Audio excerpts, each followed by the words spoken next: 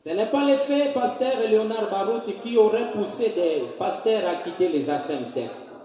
La réalité est que c'est le pasteur André Vibidila lui-même qui avait quitté les ASMTF de sa propre initiative, et c'est depuis l'année 2013 car il ne payait plus les cotisations.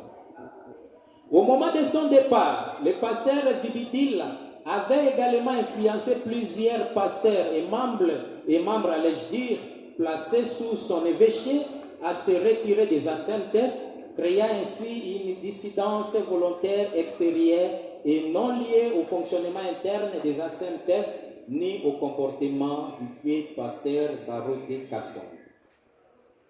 Aujourd'hui, présenter son propre départ comme la conséquence d'un prétendu comportement du fait pasteur Barote Kasson est une tentative évidente de réécriture de l'histoire qui ne correspond ni aux archives, ni aux témoignages, ni aux faits établis. Contrairement à ce qui est insinué dans certaines déclarations au sujet d'une action qui aurait lié au Conseil d'État, il faut savoir que personne n'est allé attaquer le pasteur André Vibidila devant le Conseil d'État, car le Conseil d'État n'est pas un juge pénal, mais plutôt un juge des actes administratifs.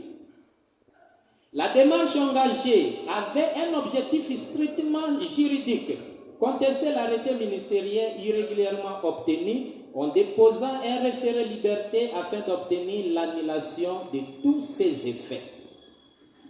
Le recours n'avait aucun caractère personnel et ne visait pas une personne physique, et moins encore le pasteur André Vibidila. Il s'agissait exclusivement de protéger les droits et libertés des véritables membres des ASMTF qui étaient en péril pour l'obtention de son fameux arrêté. Par l'obtention de son fameux arrêté, allais-je dire. Le Conseil d'État a été saisi pour suspendre un acte administratif entaché d'irrégularité conformément aux dispositions en vigueur en matière de liberté fondamentale et de respect des textes. Concernant l'obtention de notre arrêté ministériel numéro 383, signé par le ministre de la Justice, M. Constant Moutamba, que nous avons évoqué précédemment, il est important de rétablir la vérité face aux fausses déclarations du pasteur André Vibidila. Les responsables légaux et légitimes des vrais ASMTF avaient effectivement introduit un recours administratif gracieux auprès du ministère de la Justice, conformément aux dispositions légales en vigueur. Ces recours avaient été accompagnés de toutes les preuves documentaires, historiques et statutaires démontrant l'irrégularité de l'arrêté 108 et attestant l'authenticité du leadership légitime des ASMTF.